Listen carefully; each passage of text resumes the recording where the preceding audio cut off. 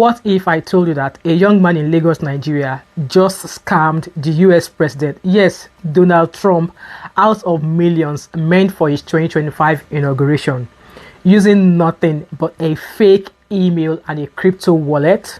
Sounds unreal, right? But it happened. And now the FBI is on the hunt. This isn't just a story about a scam. It's about how digital crime is crossing borders, ruining lives, and catching even the most powerful people off guard. Yes, let's dive into the story. Hello everybody, welcome back again to my channel. My name is Wemimo and I'm also known as Tatmama5 and also known as TMO5 Kanduko. If you are new to my channel, welcome, and if you're a returning subscriber, thank you so much for always coming back. So sit back and let's dive into how our Nigerian brother duped the Trump administration of his inauguration money. So the Federal Bureau of Investigation has initiated a civil forfeiture action to confiscate assets belonging to Lagos-based fraudster Eyuremen, I don't know if that's how to pronounce his name, Eyuremen Aigbokan, who is accused of embezzling over 460 million naira in funds designated for US President Donald Trump's 2025 inauguration. Now, big juju. The FBI is also in the process of obtaining an arrest warrant for Mr. Aigbokan related to a cryptocurrency fraud and money laundering operation that actually targeted a donor planning to contribute to the Trump-Vance inaugural committee. So as per the legal document that has been reviewed, even available everywhere on social media, you can see all the documentations there. Mr. Aigbokan and his accomplices executed a very complex fraudulent scheme utilizing the infamous business email compromise tactic to deceive their victims into transferring funds to cryptocurrency accounts under their control. You guys, if you see the error that they made for that to happen, you'll be surprised. Anyway, in the weeks preceding the inauguration scheduled for January 2025, the FBI reported that the fraudsters established multiple counterfeit email addresses to imitate the authentic ones used for the event, which they dispatched to numerous individuals who are looking to support them, soliciting for donations for Mr. Trump's inauguration. Lots of people actually put money into Mr. Trump's inauguration ceremony. So when did this incident happen? So on December 26, 2024, one of these fraudulent emails originated from the address at T47 inaugural, in capital, that inaugural is I.com, was sent to a victim to impersonate the original email now at T47 inaugural.com. The difference here was a capital I and a smaller letter I in the official email of Steve Witkoff, co-chair of the Trump-Vance inaugural committee. So ideally, the victim subsequently transferred 250,300 USDT ETH to the criminals. This amount is estimated to exceed 400 million naira at the current black market exchange rate. So shortly after receiving the funds, the perpetrators, our Nigerian brother, Mr. Aigbokan, quickly distributed $215 ETH to various cryptocurrency wallets before the FBI became aware of the fraud of the fire on the mountain and requested that crypto operator Tether freeze the accounts, a request that the company complied with on the 31st of December 2024, right? As indicated in various court documents. If I find those documents, I'll try and put some screenshots here so that you guys can see it, okay?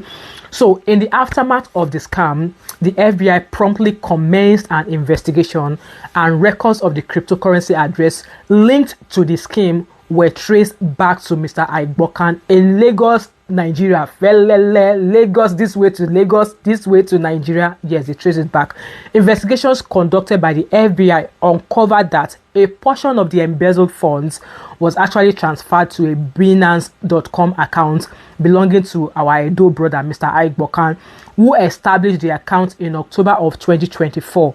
Prior to receiving transfers from the scam wallet, the Binance account which Mr. Aigbokan actually opened had no previous deposits whatsoever. There was no money whatsoever in that Binance account. So it was obviously clear that they wanted to use it for fraud, okay? Additionally, further digital forensic analysis connected the fraudulent email accounts and cryptocurrency accounts, cryptocurrency transactions to Nigeria with IP address information, consistently tracing logins and email activities back to Lagos, thereby supporting the link to Mr. Igbokan, our Nigerian Edo brother. No shades to Edo people, but that name sounds Edo. Let me know what you think in the comment section. So the agency reported that 20,017 US dollar was confiscated from Mr. Igbokan's wallet, along with another over 20,000 US dollar from the address. I'll put it on the screen here, blah blah blah blah, number like that. The number I'll put it on the screen, amounting to over 60 million naira at the black market rates, which Rick Blaylock Jr., the assistant US attorney for the District of Columbia, is requesting the court to declare for forfeiture. I love that they are claiming that you return some of the money. Please share your thoughts on what you believe is motivating these waves of Nigerians involved in cyber fraud abroad, because it just tires me. Additionally, do you know anyone who has actually been a victim or perhaps even a participant in this type of cybercrime? I know you will not want to tell me, but you can put it in the comment section. I will not tell anybody. I am kindly inviting you to leave your comments below. Please like and share this video. Let's engage in this discussion, because it's actually annoying that some Nigerians are going abroad to Bojuwaje. They are going out there to maim our name. We should not remain silent on this matter. Now, let us consider the victims themselves. What this has transpired for them. How are they coping? How are they feeling? One donor actually mentioned that he thought he was supporting the presidential inauguration of a US president, unaware that he was being scammed by individuals, our Nigerian individual, who deceived him, robbing him of his funds, even by someone he did not even know. That could make him feel like, oh, how dense or how slow was I not to have noticed something like that was fraud. This issue actually extends beyond mere financial loss. It encompasses trust, character, and integrity. Victims are most likely to experience feelings of embarrassment, betrayal, and even exploitation.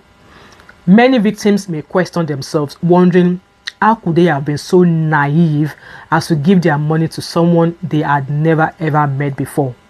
They might even reflect on their lack of due diligence. Like we always say, before you do something, double check all the facts to be sure. They will even ponder why they did not scrutinize the correspondence more closely.